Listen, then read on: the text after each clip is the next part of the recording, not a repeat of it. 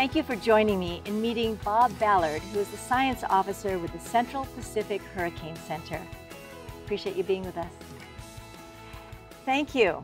I'm a little bit nervous asking you the question about hurricanes, I think as everyone might be, but as science officer, you have not only a very important role, but several roles to play. Yeah, we're back into hurricane season once again, so we're encouraging everyone to be ready for it.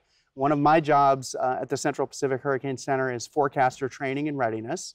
So I help make sure that everyone's ready to go, that we know what we're supposed to do when the hurricane threatens. Another job that we focus on is when the hurricane is threatening, there's a team of us that actually make the forecast for tropical storms and hurricanes. When something is coming toward the islands or really anywhere in the Central Pacific, we're all over that. We're making the 5-day forecast, we're telling people where it's going to go. And then, of course, as you mentioned, another role that we have is in outreach and trying to get folks to understand the hurricane threat for Hawaii and be ready for it. Do what you need to do to get ready so that when it's here, you're not scrambling trying to get things ready to go. It's so uncomfortable to think about what could happen. And I'm sure you deal with that all the time. Right. It's really difficult because Hawaii, most of the time, the weather's beautiful. People don't want to think about it. They've got lots of activities. Of course, we're all busy. Everybody wants to get out and enjoy the paradise that we live in. But we have to remember that we are a hurricane-prone state, and that threat always exists June through November. So we want people to kind of have that in the back of their mind, spend a little time at the beginning of the season getting ready, and then do what you need to do so that when the threat is here, whenever that is, if it's this year or next year, you can be ready to go as soon as that happens. Yeah. Yeah, and and I appreciate you sharing that, especially reminding the audience to be prepared, because being on Oahu, we've been spared. We've been really lucky. We have been lucky, which doesn't mean that that's with the changing climate conditions and weather patterns. Yeah. That might not be always true.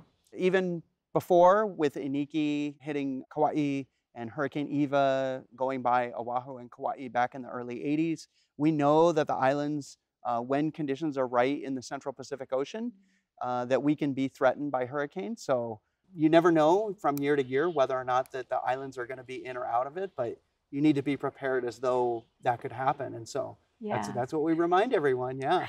How did you get into this business? Because it's a little scary. Yeah, well, I've been in the National Weather Service for 27 years. I've worked in different offices around the country, but I settled down in Hawaii in the year 2000. Really was fascinated with what we do out here and the message that we pass along.